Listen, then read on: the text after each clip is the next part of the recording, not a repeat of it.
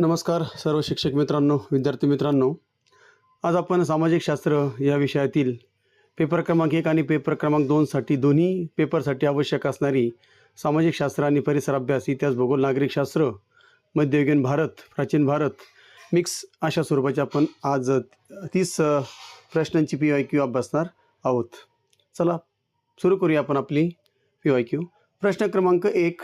इसवी सन 1453 मध्ये ऑटोमन तुर्कांनी कोणते महत्त्वाचं शहर जिंकून घेतलं, ज्यामुळे युरोपातील मध्ययुगाचा अंत आणि आधुनिक युगाची नांदी मानली जाते? तर 4 पर्याय दिलेले आहेत. यापैकी इस्तंबूल जे आहे हे शहर बायझॅन्टाईन साम्राज्याची राजधानी होती आणि याच्या पतनामुळे युरोपी व्यापाराचा खुष्कीचा मार्ग बंद झाला आणि भौगोलिक शोधाला मग त्या ठिकाणी चालना मिळाली. म्हणून या ठिकाणी पर्याय क्रमांक C इस्तंबूल हे या प्रश्नाचं योग्य उत्तर आहे. त्याचं इंग्रजी नाव जर तुम्ही बघितलं कॉन्स्टँटिनोपल असं आहे. थोडं कठीण आहे, परंतु इस्तंबूल त्या ठिकाणी दिलेलं आहे. जर इंग्रजी नावाला ते सुद्धा आपण लक्षात ठेवायचं आहे. म्हणून पर्याय क्रमांक C पहिल्या प्रश्नाचं योग्य उत्तर आहे. पुढचा प्रश्न बघूया आपण. प्रश्न क्रमांक 2. प्रबोधन काळात मानवतावादाचा जनक म्हणून कोणाला ओळखलं जातं? तर लक्षात ठेवायचं आहे पेट्रोक जे आहे, पेट्रॉक हे या प्रश्नाचं योग्य उत्तर आहे. पेट्रॉकने मानवी भावना आणि अनुभवांना साहित्यात महत्त्व दिलं, म्हणून त्याला मानवतावादाचा जनक असं म्हटलं जातं. म्हणून पर्याय क्रमांक E पेट्रॉक हे या प्रश्नाचं योग्य उत्तर आहे. पुढचा प्रश्न बघूया. प्रश्न क्रमांक 3. जोहान्स गुटेनबर्ग यांनी इसवी सन 1450च्या सुमारास कशाचा शोध लावला? तर लक्षात ठेवायचं गुटेनबर्ग यांनी धातूच्या खेळांचा वापर करून छापखाना सुरू केला, ज्यामुळे ज्ञान सर्वसामान्यांपर्यंत पोहोचले. म्हणून पर्याय क्रमांक B छापखाना प्रिंटिंग प्रेस हे या प्रश्नाचं योग्य उत्तर आहे. पर्याय क्रमांक B. चौथा प्रश्न बघूया आपण. मोनालिसा आणि द लास्ट सफर ही जगप्रसिद्ध चित्रे कोणाची आहेत? हे आता तुम्हाला सांगायचं काम नाही. तर या ठिकाणी लिओनार्डो द विन्सी यांची ही कलाकृती आहे. यांची ही जगप्रसिद्ध चित्रे आहेत. लिओनार्डो द विन्सी हा एक बहुआयामी कलाकार होता आणि ही त्याची सर्वात प्रसिद्ध निर्मिती मानली जाते. ती जगप्रसिद्ध आहे. म्हणून या प्रश्नाचं उत्तर आहे पर्याय क्रमांक B लिओनार्डो द विन्सी. पुढचा प्रश्न घेऊया. प्रश्न क्रमांक 5. पृथ्वी सूर्याभोवती फिरते हा सूर्य केंद्रित सिद्धांत प्रथम कुणी मांडला? तर या ठिकाणी आपल्याला 4 पर्याय दिले आहेत. त्यापैकी निकोलस कोपर्निकस हा जो आहे हा आपला प्रश्नाचा योग्य पर्याय आहे. त्याचं कारण काय? कोपर्निकसने प्रथम वैज्ञानिक आधार देऊन त्या ठिकाणी सांगितले की पृथ्वी विश्वाच्या केंद्रात नसून सूर्य केंद्रात आहे. म्हणून या ठिकाणी त्याचं श्रेय निकोलस कोपर्निकसला जातं. म्हणून पर्याय क्रमांक D हे या प्रश्नाचं योग्य उत्तर आहे. चला पुढचा प्रश्न बघूया आपण. प्रश्न क्रमांक 6. वास्को द गामा हा पोर्तुगीज खलाशी भारताच्या कालिकत बंदरात कोणत्या वर्षी पोहोचला? लक्षात ठेवायचं आहे. वास्को द गामा हा पोर्तुगीज होता आणि जो कोलंबस होता तो कोलंबस त्या ठिकाणी इटलीचा होता आणि त्यांनी काय केलं होतं? त्यांनी अमेरिकेचा शोध लावला होता. हे लक्षात ठेवायचं आहे. तर या ठिकाणी वास्को द गामा हा भारताच्या कालिकत बंदरात केव्हा आला होता? तर तो 1998 मध्ये आला होता. तर त्याने 1998 मध्ये दक्षिण आफ्रिकेला वळसा घालून भारताकडे जाणारा सागरी मार्ग शोधला होता. म्हणून पर्याय क्रमांक D 1498 हे या प्रश्नाचे योग्य उत्तर आहे. 7वा प्रश्न बघूया आपण. प्रश्न क्रमांक 7. जर्मनीमध्ये धर्मसुधारणा चळवळीचे नेतृत्व कुणी केले? तर या ठिकाणी आपण सर्व जाणतो, आपण इतिहास शिकलेलो आहोत, मार्टिन लुथर हे या प्रश्नाचं योग्य उत्तर आहे. त्यांनीच धर्मसुधारणा चळवळीचं नेतृत्व केलेलं होतं जर्मनीमध्ये.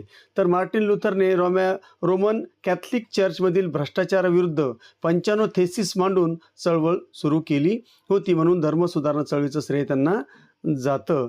तर पर्याय क्रमांक B मार्टिन लुथर हे या प्रश्नाचे योग्य उत्तर आहे. पुढचा प्रश्न बघूया. प्रश्न क्रमांक 8. खलाशांना दिशा ओळखण्यासाठी प्रबोधन काळात कोणत्या यंत्राचा वापर मोठ्या प्रमाणावर सुरू झाला होता? तर लक्षात ठेवायचं, समुद्रातून प्रवास करताना जहाजांना होका यंत्र हे खूप महत्त्वाचं असतं. म्हणून होका यंत्रामुळे भर समुद्रात दिशा निश्चित करणे सोपे जाते आणि त्यामुळे लांबच्या प्रवासाचे सुद्धा धाडस वाढले. म्हणून पर्याय क्रमांक A होका यंत्र, त्याला मॅग्नेटिक कंपास असं देखील म्हटलं जातं. तर हे या प्रश्नाचे योग्य उत्तर आहे. 9वा प्रश्न बघूया आपण. कोणत्या खलाशाने पृथ्वी प्रदक्षिणा करण्याचा पहिला प्रयत्न केला आणि त्याचे जहाज यशस्वी झाले? तर या ठिकाणी पर्याय क्रमांक 1 बघा. फर्डिनांड मॅगेलन हा जो होता यानं काय केलं? यानं पूर्ण जगाला सागरी प्रदक्षिणा घातली. त्याच्यामध्ये एक त्याचा अंत झाला, त्याच्यामध्ये त्याला मृत्यू देखील आला, परंतु त्या ठिकाणी त्यानं एक सागरी प्रदक्षिणा पूर्ण केलेली होती. म्हणून या प्रश्नाचं जे उत्तर आहे, कोणत्या खलाशानं पृथ्वी प्रदक्षिणा करण्याचा पहिला प्रयत्न केला आणि तो यशस्वी झाला, तर तो आहे फर्डिनांड मॅगलेन, पर्याय क्रमांक ए. चला पुढचा प्रश्न बघूया, प्रश्न क्रमांक 10. प्रबोधन या शब्दाचा नेमका अर्थ काय होतो? राजकीय क्रांती, पुनरुज्जीवन किंवा पुनर्जन्म, धार्मिक युद्ध आणि औद्योगिक क्रांती. तर या ठिकाणी पर्याय क्रमांक बी, पुनरुज्जीवन किंवा पुनर्जन्म. आता ग्रीक आणि रोमन संस्कृतीच्या अभ्यासातून कला, विचार आणि साहित्याचं पुनरुज्जीवन होणे म्हणजेच प्रबोधन. तर या ठिकाणी कला, विचार आणि साहित्याचं पुनरुज्जीवन हे लक्षात ठेवायचं आहे. पर्याय क्रमांक बी. पुढचा प्रश्न 11वा प्रश्न बघा. आफ्रिकेच्या दक्षिण टोकाला केप ऑफ गुड होप म्हणजे आशाभूत भूशीर या ठिकाणी असं नाव कोणी दिलं होतं? तर या ठिकाणी जरी वास्को द गामा त्या ठिकाणी आला होता, पण त्यांनी त्या ठिकाणी नाव काय दिलं नव्हतं. तर लिमो डायस, पर्याय क्रमांक पहिला ए, लोमिओ डायस हे या प्रश्नाचं योग्य उत्तर आहे. त्यांनी 1487 मध्ये त्यानं हे टोक गाठलं होतं. सुरुवातीला त्याने याला वादळाचं भूशीर असं म्हटलं होतं, नंतर राजाने त्याचं नाव बदललं. म्हणून पर्याय क्रमांक ए, बार्थोलोमिओ डायस हे या प्रश्नाचं योग्य उत्तर आहे. कारण त्यानंच त्या ठिकाणी केप ऑफ गुड होप, दक्षिण आफ्रिकाचं जे टोक आहे, म्हणजे आफ्रिका खंडाचं दक्षिणेकडची बाजू जी आहे त्याला दक्षिण आफ्रिका म्हणतात. त्याचा जो दक्षिणेकडचा भाग आहे त्या टोकाला केप ऑफ गुड होप असं नाव यांनी दिलेलं आहे. पर्याय क्रमांक ए हे या प्रश्नाचे योग्य उत्तर आहे. 12वा प्रश्न बघा. मॅकियाव्हेलीने आपल्या कोणत्या पुस्तकात सत्ता मिळवण्यासाठी कोणत्याही मार्गाचा अवलंब करावा असा विचार मांडला? तर हे सगळं जे काही आहे हे राजकारणाचं तत्त्वज्ञान मांडणारा हा ग्रंथ होता. तर मॅकियाव्हेलीने या पुस्तकात आधुनिक राजकारणाचं तत्त्वज्ञान मांडलेलं आहे. म्हणून द प्रिन्स, पर्याय क्रमांक सी, द प्रिन्स या ठिकाणी जे आहे तर यांनी आपल्या पुस्तकात या ठिकाणी याचा उल्लेख केलेला आहे. म्हणून द प्रिन्स हे या प्रश्नाचं योग्य उत्तर आहे. लक्षात. तर त्या पुस्तकाचं नाव होतं द प्रिन्स. पुढचा प्रश्न 13वा प्रश्न बघा. प्रबोधन काळातील वैज्ञानिक दृष्टिकोनामुळे कशावर भर दिला जाऊ लागला? तर पहिलाच पर्याय बघा, प्रयोगाद्वारे सिद्ध करणे आणि तर्कवाद हे या प्रश्नाचे योग्य उत्तर आहे. केवळ ऐकलेल्या गोष्टीवर विश्वास न ठेवता निरीक्षणाने गोष्टी तपासण्यावर भर दिला गेला. म्हणून पर्याय क्रमांक ए, प्रयोगाद्वारे सिद्ध करणे आणि तर्कवाद हे या प्रश्नाचं योग्य उत्तर आहे. पुढचा प्रश्न क्रमांक 14. इंग्लंडमधील कोणत्या कवीनं हॅम्लेट आणि मॅकबेथ सारखी अजरामर नाटके लिहिली? तर या ठिकाणी नाटक लिहिण्यामध्ये जो इंग्लंडमधला जो काही कवी होता त्याचं नाव होतं या ठिकाणी विल्यम शेक्सपियर.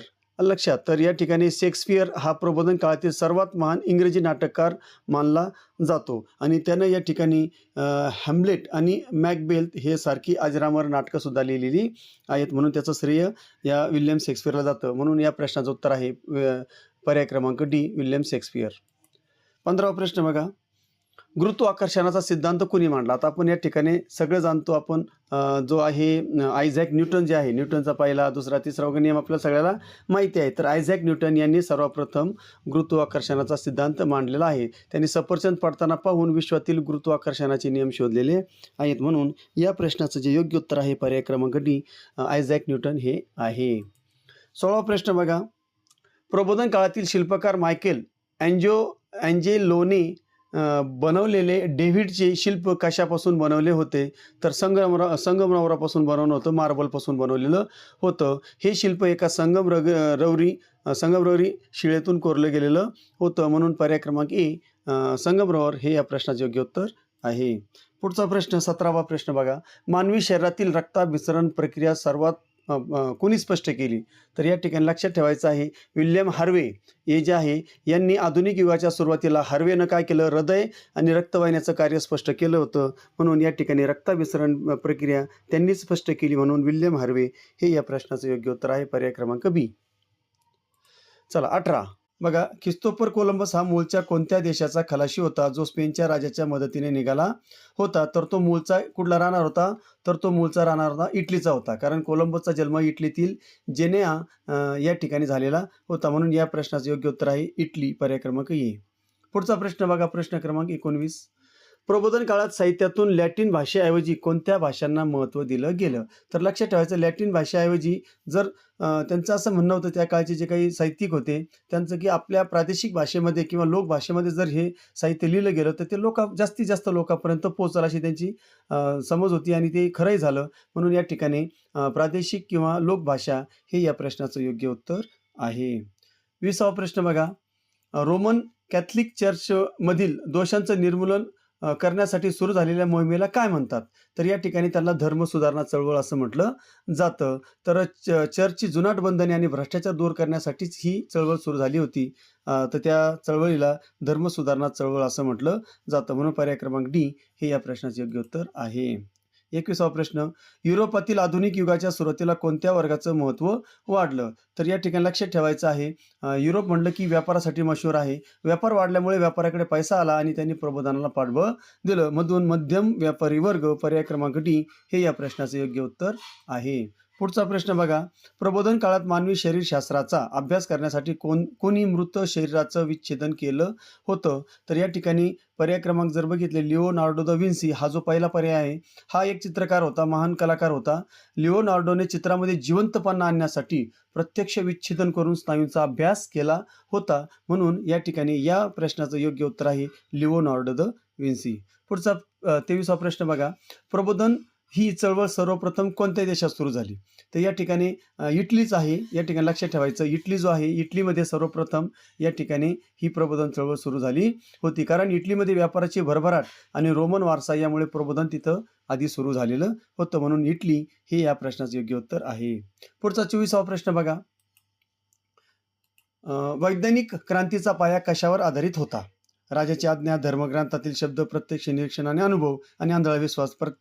तर पर्याय क्रमांक सी बघा. प्रत्यक्ष निरीक्षण आणि अनुभव हे या प्रश्नाचे योग्य उत्तर आहे. कारण प्रत्यक्ष पुराव्याशिवाय कोणतीही गोष्ट मान्य न करणे हा वैज्ञानिक क्रांतीचा मूळ आधार होता. म्हणून या ठिकाणी पर्याय क्रमांक सी या प्रश्नाचे योग्य उत्तर आहे. 25वा प्रश्न बघूया. प्रबोधन काळात साहित्यातून माणसाच्या कोणत्या गोष्टीवर अधिक लक्ष केंद्रित केलं गेलं? तर या ठिकाणी लक्षात ठेवायचं माणूस आणि त्याच्या भावना या गोष्टीवर जास्त लक्ष केंद्रित गेलेलं होतं. कारण मानवतावादाने माणसाच्या दैनंदिन आयुष्याला आणि दुःखाला साहित्यात स्थान दिलेलं होतं. म्हणून या ठिकाणी पर्याय क्रमांक डी माणूस आणि त्याच्या भावना हे या प्रश्नाचे योग्य उत्तर आहे. पुढचा प्रश्न बघूया. प्रश्न क्रमांक 26. छापखान्यामुळे युरोपात कोणता मोठा बदल घडून आला? युद्ध थांबली, व्यापार बंद झाला, ज्ञानाचा वेगाने प्रसार झाला, राजकीय सत्ता अमर्याद झाली. पर्याय क्रमांक सी. कारण या ठिकाणी छापखान्याचा मूळ उद्देशच होता की जास्तीत जास्त साहित्य लोकांपर्यंत जावं. तर ज्ञानाचा प्रसार वेगाने झाला. पर्याय क्रमांक सी हे या प्रश्नाचं योग्य उत्तर आहे. कारण पुस्तके स्वस्त झाल्यामुळे सामान्यांना ज्ञान मिळवणे सोपं त्या ठिकाणी झाले होतं. म्हणून ज्ञानाचा प्रसार वेगाने झाला. पर्याय क्रमांक सी. पुढचा प्रश्न 27वा. गॅलिलिओ आपल्या दुर्बिणीच्या सहाय्याने कोणता शोध लावला ज्याने जुन्या धार्मिक समजुतींना धक्का दिला? तर या ठिकाणी बघा पर्याय क्रमांक बी बघा. चंद्रावर डोंगर आहेत आणि गुरुग्रहाचे उपग्रह हे या प्रश्नाचे योग्य उत्तर आहे. आता त्यानं काय केलं? त्याने आकाश हे निर्दोष आहे ही समजूत खोडून काढली आणि खगोलशास्त्राला नवा आधार दिला. म्हणून पर्याय क्रमांक बी चंद्रावर डोंगर आहेत आणि गुरुग्रहाचे उपग्रह हे या ठिकाणी योग्य पर्याय आहे. 28वा प्रश्न बघा. पोर्तुगीज राजा हेनरीला कोणत्या नावाने ओळखले जाते ज्याने भौगोलिक शोधांना प्रोत्साहन दिले? तर या ठिकाणी पर्याय क्रमांक बघा हेनरी द नेव्हिगेटर. कारण या ठिकाणी त्याने खलाशांसाठी शाळा सुरू केली होती आणि त्यांना यांच्या मोहिमांना आर्थिक मदत सुद्धा केली होती. म्हणून या ठिकाणी पोर्तुगीज राजा हेनरीला हेनरी द नेव्हिगेटर असं म्हटलं जातं. पर्याय क्रमांक डी हे या प्रश्नाचे योग्य उत्तर आहे. पुढचा प्रश्न 29वा प्रश्न बघा. प्रबोधन काळात भूमिती आणि गणित या विषयांचा वापर कशात मोठ्या प्रमाणावर सुरू झाला? तर चित्रकला आणि वास्तुकला. लक्षात ठेवायचं चित्रकला आणि वास्तुकलेमध्ये या ठिकाणी जास्तीत जास्त भूमिती आणि गणित या विषयांचा वापर सुरू झाला होता. कारण का चित्रामध्ये दृष्टिकोन किंवा खोली आणण्यासाठी गणिताचा वापर केला गेलेला होता. तर पर्स्पेक्टिव्ह असं सुद्धा त्याला म्हटलं जातं. तर या ठिकाणी पर्याय क्रमांक डी चित्रकला आणि वास्तुकला हे या प्रश्नाचं योग्य उत्तर आहे. आणि शेवटचा प्रश्न क्रमांक 30. प्रबोधन काळातील डिवाइन कॉमेडी हे महाकाव्य कोणी लिहिलं ज्यात त्याने नरक आणि स्वर्गाची कल्पना मांडली? तर या ठिकाणी आपण शेक्सपियर असं म्हणू शकतो कारण तो नाटककार होता, लेखक होता. परंतु या ठिकाणी लक्षात ठेवायचं आहे दाते जे आहे पर्याय क्रमांक 2 दाते यांनी इटालियन भाषेत हे महाकाव्य लिहिलेलं आहे जे प्रबोधनाची पूर्वतयारीसुद्धा मानलं जातं. म्हणून या ठिकाणी दाते हे या प्रश्नाचं योग्य उत्तर आहे. अशा प्रकारे या ठिकाणी आजची जी आपली PYQ आहे 30 मार्काची प्राचीन मध्ययुगीन काळावर आधारित, तर ती या ठिकाणी संपली आहे. आशा करतो तुम्हाला ती आवडली असेल.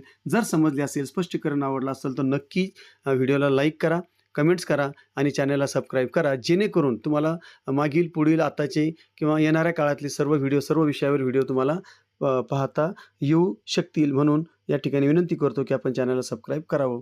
पुन्हा भेटूया नंतर नवीन तासिकेमध्ये. तोपर्यंत जय हिंद, जय महाराष्ट्र.